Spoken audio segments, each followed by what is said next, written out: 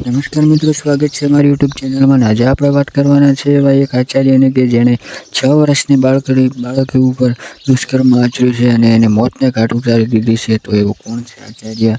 પૂરેપૂરી માહિતી આ વિડીયોની અંદર આપવાના છીએ, તો જોડાયેલા રહેજો અમારી યુટ્યુબ ચેનલમાં.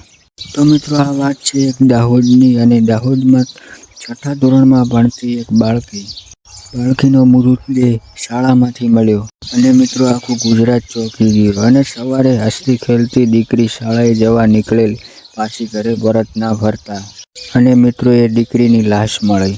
અને મિત્રો પોલીસ તંત્ર પણ દોડધામ થઈ ગયું છે. અલગ અલગ 10-12 ટીમ બનાવીને શોધખોળ હાથ ધરાઈ. અને મિત્રો 19 તારીખના દાહોદના પીપળિયા ગામમાં આવેલી પ્રાથમિક શાળા મિત્રો કે પહેલા ધોરણમાં ભણતી બાળકીનો મૃતદેહ 6 વાગે સાંજે મળી આવ્યો.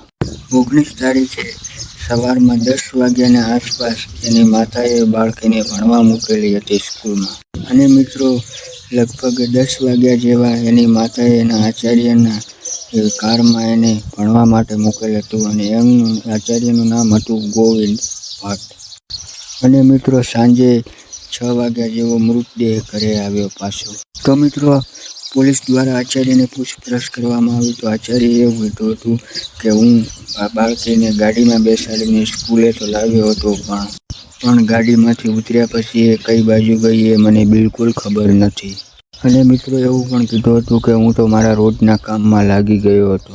અને મિત્રો શાળા છૂટ્યા પછી હું ઘરે જતો રહ્યો. અને મિત્રો આચાર્યના આવા ઢોંગ ભર્યા વાતોથી પોલીસને શક ગયો. અને મિત્રો આચાર્યના આવી ઢોંગી ભરી વાતો પોલીસના ગળે ન ઉતરી, એટલે આચાર્યના મોબાઈલમાંથી એનાલિસિસ કર્યું. તો મિત્રો પછી ખબર પડી કે આચાર્યએ જે બાળકીને જે જગ્યા ઉપર લઈ ગયો હતો અને જે શાળાએ લઈ ગયો એ જગ્યા ઉપર રોજના બનાવના કારણે સમય થોડોક વધારે લાગ્યો હતો. અને